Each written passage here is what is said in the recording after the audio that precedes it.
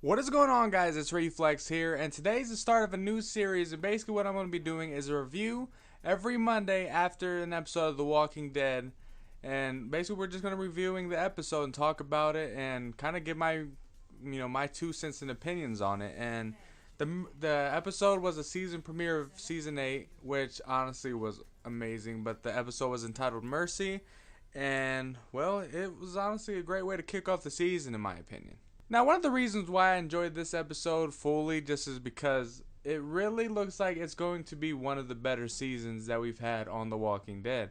Like, it honestly seems like it's going to be very action packed and a lot less, I guess you could say, story development, and rather just kind of, taking step by step to win this war that Rick and Michonne and all of them are just kind of going through to win this war against Negan and the Saviors. And the first point that we have in this episode I want to bring up is how the three forces unite: the Hilltop, the Kingdom, as well as the survivors over Alexandria. And honestly, when they were all giving their own speeches and Rick, Maggie, and King Ezekiel was talking, it honestly was like probably one of the more powerful moments in The Walking Dead, to be quite honest. And normally the most powerful moments in Walking Dead has to do with speeches, and well, King Ezekiel's speech when he was just talking to everyone was probably one of the coolest moments in the episode, in my opinion, because it just kind of showed a united front that was all having the same goal to take down Negan and become just a free nation, which was honestly really cool. Trying to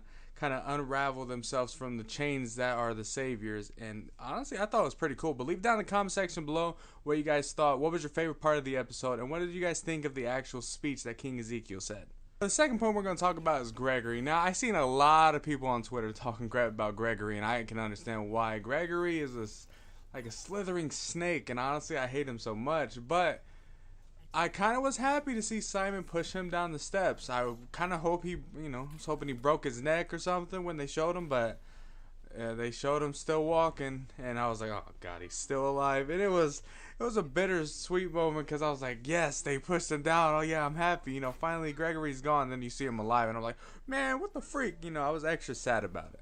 But honestly, when Rick and Maggie and Ezekiel and their armies like just kind of was in front of Negan's base, and then Carol and Morgan and Tara was like kind of doing their own thing to get ready for their kind of part to help Rick and them. It was honestly pretty cool. It was a cool build up. And when Rick showed up, honestly, I didn't know what they were doing, but I realized as soon as I saw what was actually happening, oh, it resembled the comic book so much. It resembled a lot of the comic book, and I loved it. I loved every minute of it. And probably one of my favorite parts in this scene was when Rick did pretty much Negan's line where he looked at him and said, "Are you really gonna make me count?" And then I was like, "Oh, that's sweet." And then he went 10, 9, 8, 7, and then pretty much he freaking got his gun ready and was pretty much like "F this," and then shot bullets, and then that was the end of the scene, and then went to commercial, which that was honestly one of the cooler scenes in the episode, which I really did like. Like, other than a speech, that one was pretty awesome. I honestly thought that was cool, and a lot of people were going crazy on Twitter saying a lot of people needs to count more like Rick, and I have to agree, it was pretty cool. But the other thing I like about the scene is we're starting to see more of the savage Rick that we came to love, back like in the Terminus days, or even when he bit off the guy's jugular. I was like, oh,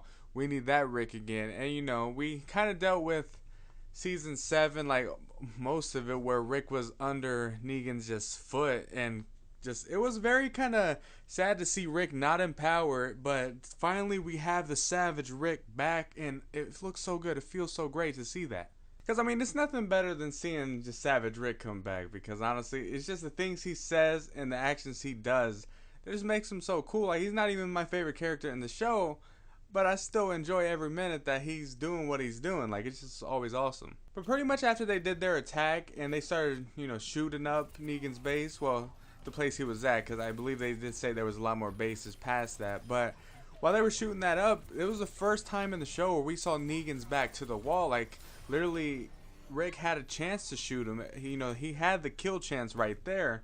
But, plot demanded that didn't happen. I'm just kidding. But no, really, like, there was a kill shot that had its opportunity a couple times. And then the last time, Gabriel held him back and pretty much said, hey, we're fighting for us. or are you fighting for you? And pretty much kind of shedded some light on the situation. You know, pretty much had a Rick, all right, we gotta, you know, stick with the plan and go to the next step. But really what I liked about the scene was just that it was the first time, like I said in the show, where we saw Negan kind of back against the wall, like he had nothing to do. Like when they attacked Alexandria and they had a retreat, his back wasn't against the wall, he just had a retreat and kind of regroup. But this time he actually looked a little bit powerless at the moment, and it was pretty cool to see because it was finally a shift in power for a second where Rick had the upper hand. But then that brings us to Gabriel's grave mistake, which was kind of letting his personality get the best of him, which I know you can't really change the person and change how you are, but in that situation when Gregory was, you know, pretty much probably going to get eaten alive, of course Gabriel decided to go, you know, help him out. And then he was basically telling Gregory that, you know, wait until the right moment and then we'll go back and retreat and you can retreat with us. And of course, being the slithering snake Gregory is, he decides to pull his fast one and steal Gabriel's car, and basically his only chance of escape. So, you know, that right there was a mistake on Gabriel's behalf, and honestly, I was mad because I was like, come on, don't save him. He just sold y'all guys out in the first place. Why are you going to help him? And then, of course, now Gabriel decides to retreat into a trailer, and, well, what do you know? Who's there? Negan, which, I'm not going to lie, his line he said was hilarious. He was like, hope you got your shitting pants on. And he's like, you about to shit your pants. And like, that was just funny. I always loved Negan's lines, but that was pretty funny. But that leaves you wondering, it's like, alright, what's going to happen to Gabriel? Is he going to, you know, end up trying to, you know, like, not want to die, so he wants to basically sell out Rick and the gang? Or is he going to, you know, figure it out, you know, his life, he's lived his life, helped out a lot, so, you know, he's not going to give Negan anything he wants. So that's something we're going to be seeing in the future episodes and see how that plays out. The thing towards the end that a lot of people were questioning is the, like, dream sequences. And the thing was, it looks like there was 3 timelines. The present timeline where they were fighting Negan. But then you had looks like a dream sequence of a future timeline where it was like, basically, you know, Rick was old, had a family with Michonne, and they looked all, you know, pretty much had the community, and it looked like a nice, happy time. But then you had this other timeline, it looks like, where Rick is crying, you know, has tears in his eyes, and you're wondering where exactly, you know, does this take place? Is this taking place in a future? You know, is it going to be like future events? You're going to see this happen? Like, is there going to be something just traumatizing happen? Or, like, no one really knows, but I like the little 3 timeline dream sequence type thing because it was honestly really cool. Like, I really did enjoy that. But yeah, that's pretty much the review on it. I honestly would give it like, say a 9.4 out of 10, just because, you know, I don't like giving things a 10, but I'll give it a 9.4 because it was a really solid episode and, you know, a perfect way to start back up the season. So I honestly thought it was great. But let me know down in the comment section below if you guys enjoyed the Walking Dead episode, and just let me know your favorite part in it and how much you enjoyed it. But if you guys did enjoy today's video, leave a like, subscribe, and you guys know the drill. I will see you guys later.